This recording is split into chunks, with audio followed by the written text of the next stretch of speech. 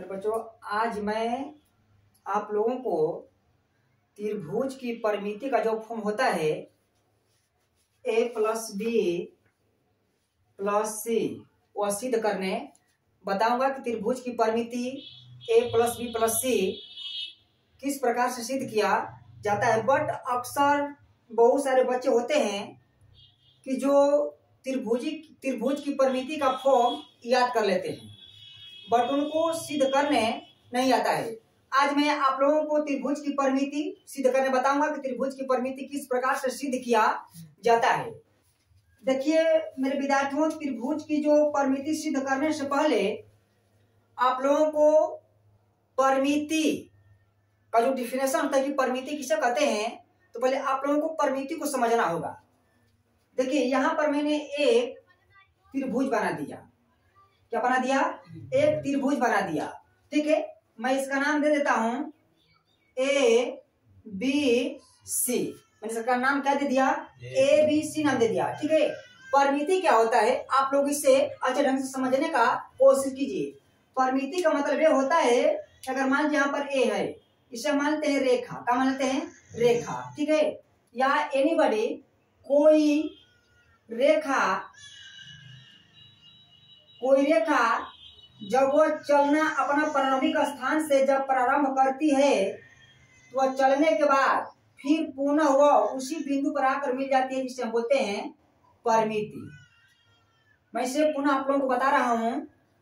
मान लीजिए यहाँ पर ए बिंदु हो गया। आज भी रेखा जब अपने प्रारंभिक स्थान से जब शुरू होती है, शुरू होने के बाद वह जिस बिंदु पर शुरू होती है उसी बिंदु पर आकर वह मिल जाती है, जिसे बोलते हैं परिमिति। क्या बोलते हैं?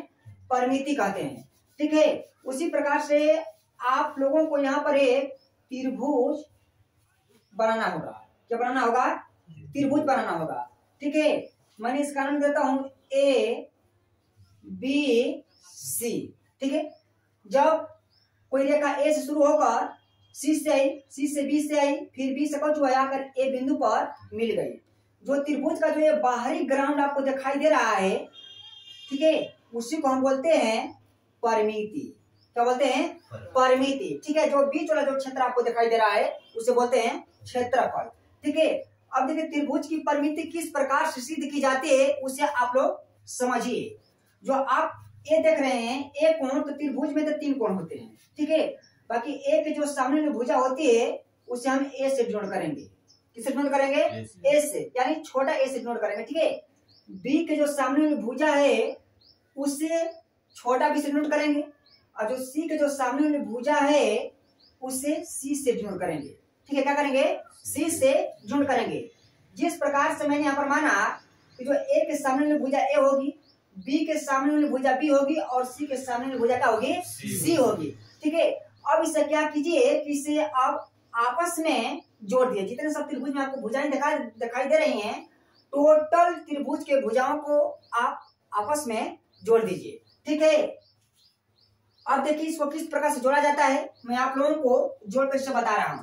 ठीक है, पहले आपको यहाँ पर लिखना होगा BC। क्या लिखना होगा? BC। देखिए BC लिखने से पहले आप यहाँ पर क्या होना, फिर से आप मान लीजिए। यहाँ पर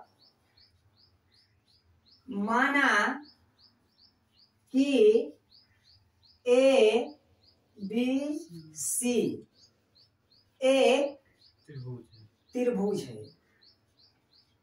ठीक है, क्या है? माना कि A B C क्या है? एक त्रिभुज है। ठीक, जिसमें भुजा BC बराबर क्या दिया है? A दिया है। ठीक है, फिर हम लेंगे कौन सी भुजा? AC। क्या लेंगे? AC का मान क्या दिया है? B। ठीक है, तथा अब लेंगे हम AB। क्या लेंगे? AB। AB का मान क्या दिया है? C दिया है। क्या दिया है? C। मैंने सभी भुजाओं को जोड़ दिया और इसे मान लिया। पहले आप लोगों को त्रिभुज की परिमिति का जो सूत्र होता है सिद्ध करने से पहले आप लोग क्या करें, यहाँ पर माना कि ABC क्या है? एक त्रिभुज है। ठीक, जिसमें BC भुजा क्या होगी? A हो गई, फिर AC भुजा का मान का दिया है? B दिया है, और AB भुजा का मान का दिया है? C दिया है। अब टोटल भुजाओं को आप आपस में जोड़ दीजिए। ठीक, फिर यह किस प्रकार से जुड़ जाती है, आइए इसे हम लोग समझते हैं। ठीक है, यहाँ पे लिखना होगा आपको BC plus AC plus AB। ठीक है, दोनों भुजा जुड़ गई। अब इसमें क्या करना है आपको कि BC का मान क्या दिया है, A दिया है, यहाँ पर A रखिएगा ना, प्लस तो प्लस AC का मान क्या दिया है B, प्लस तो AB का मान क्या दिया है आपको C, यहाँ पर रखिएगा C। देखिए आपका त्रिभुज की जो परिमिति का जो सूत्र होता है बनकर क्या हो गया, तैयार हो गया। ठीक है, त्रिभुज की परिमिति का जो सूत्र होता है A plus B plus C, ये क्या हो चुका है, सिद्ध हो गया है। ठीक है, इसी प्रकार से त्रिभुज की परिमिति का सूत्र सिद्ध कर बनाया जाता है। मैं ऐसा करता हूँ कि विद्यार्थियों को जो त्रिभुज की परिमिति मैंने बताया सिद्ध करने के लिए वो समझ में आ गया होगा। धन्यवाद।